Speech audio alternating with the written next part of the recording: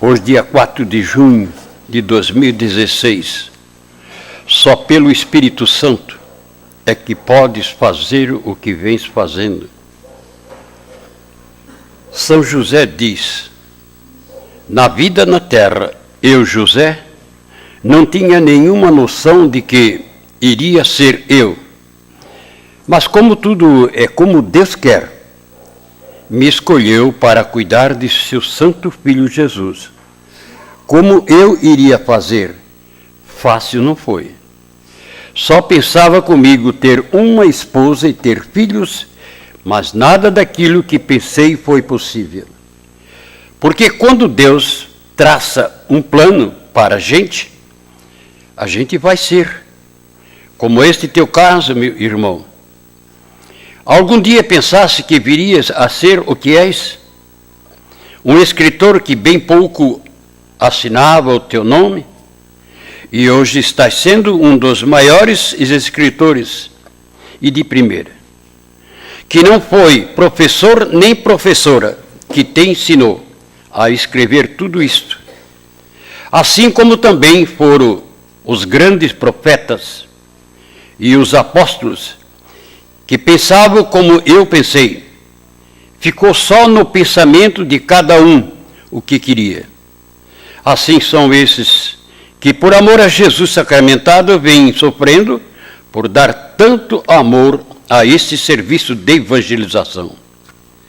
Há pessoas que estão bem longe de se salvar por motivo desses falsos pastores que vieram só para enganar toda a humanidade. Mesmo que a pessoa venha fugindo deles, mas sempre tem esses que se dizem conhecedor da verdade. Ficam falando que Deus é misericordioso, que no fim vai salvar todos. Meu irmão, ainda bem que o Espírito Santo está contigo, que só por ele é que podes fazer o que vens fazendo, sustentando tudo conforme escrito foi. A palavra de Deus é uma só, e não duas. Vejo que todas essas mensagens, elas partem daqui, e não desses que, de uma palavra que está na Bíblia, eles aumentam muito mais para atrair pessoas inocentes, achando que tudo é verdade. A verdade verdadeira eles deixam para trás, que é amar a Deus de todo o teu coração e ao próximo como a ti mesmo. Onde está o amor ao próximo, que se cada um desses só vem pensando em ficar rico nesta vida, seja evangélico, seja católico, como vem agindo, buscando aqui e ali mais fortunas para encher os seus bolsos. Foi assim com Judas, e está assim com a vinda de Jesus pela segunda vez. Para quem crer no Evangelho e neste livro, a palavra viva de Deus, não cai em tal falha.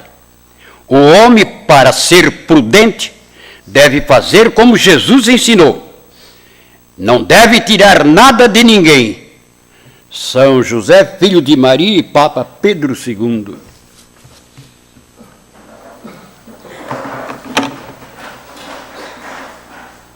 No tempo, quando a gente era moço, só se via falar na Igreja Católica, é a protestante, outra na qual não se via falar.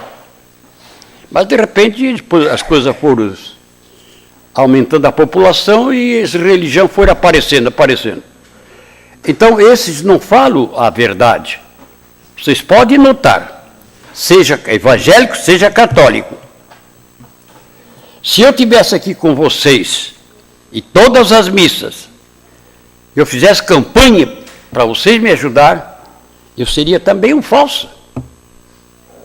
Porque na evangelização, Jesus nem permitiu os apóstolos, vai, não leve sacola, não leve dinheiro, não leve nada, aonde tu for bem recebido, deixa a minha paz. Mas não é assim agora. Agora é aquele que mais pode tirar das costas da pobreza, o último que tem. A gente às vezes não quer falar sobre o outro lado, mas às vezes dói no coração da gente que os que ganham bem vai ter aumento. E os que ganham salário mínimo estão sendo desempregados. É uma coisa que, olha, digo, só pelo adversário de Deus é que está acontecendo na face da terra.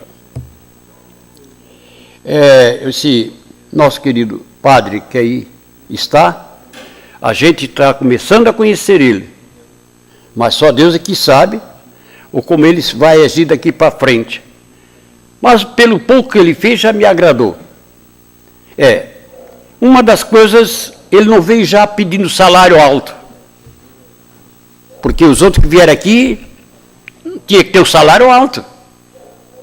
Meu Deus, eu estou 44 anos, nunca pedi um salário, nem um tostão para ninguém, nunca. E estou vivendo. Isso que é obra de Deus. Todos aqueles que querem pregar o Evangelho e que fala em dinheiro, não vá. É Judas que está traindo Jesus. Que a pessoa, quando não pensa no próximo, como diz ele, São José aqui, amar a Deus de toda a força do teu coração e o próximo como a ti mesmo. Não se tira nada de ninguém. Faça o seu serviço, mas faça como Jesus ensinou. E depois a gente vê que parece assim que não está bem como Jesus gosta ainda, né? É uma das coisas que ele diz numa mensagem, que todos nós precisamos um do outro, todos nós. Se ele não precisasse, ele não buscava São José para ser o seu pai de criação. Se ele não precisasse, não buscava Maria para ser sua mãe. Então, cada um de nós precisamos um do outro. Como agora estava chegando a hora, o momento de ter um padre com nós. Tinha esse, ainda bem que deu certo, foi ele. E trouxe ele para cá, para ajudar nós também. Porque no momento de fraqueza, como é que vai fazer uma só? Uma andorinha só não faz verão, como diz na música. E a gente tem que aceitar. Agora, só que eu não posso exigir que ele tem que fazer como eu faço. Cada um tem um plano que Deus escolheu para ele fazer. Cada um tem um carisma. Nós devemos entender isso. Se você quer ficar aqui, você tem que fazer como eu quero. Não é assim. Se está fazendo errado, já tira fora. Mas se fizer direito, como Jesus pede, aí sim. Aí é a pessoa que veio escolhida por Deus para fazer uns trabalhos. Mas eu não sei, vocês não sabem, só Deus é que sabe. No meu modo que eu digo para vocês, o sistema é o seguinte: quanto mais humildade, quanto mais a pessoa trabalha por amor, mais este é iluminado pelo poder do Espírito Santo. Fora disso aí, gente, não são tudo que possa, como diz o ditado, nem tudo que brilha é ouro. A gente tem que saber ver que uma pessoa, quando quer fazer a vontade de Deus, ele faz, não diz nada. Olha, eu só quero... Quando eu vim para Taquaras, para cá, eu disse, Jesus, como é que eu vou ficar lá? Não tem aposentadoria, não tem dinheiro, não tem nada.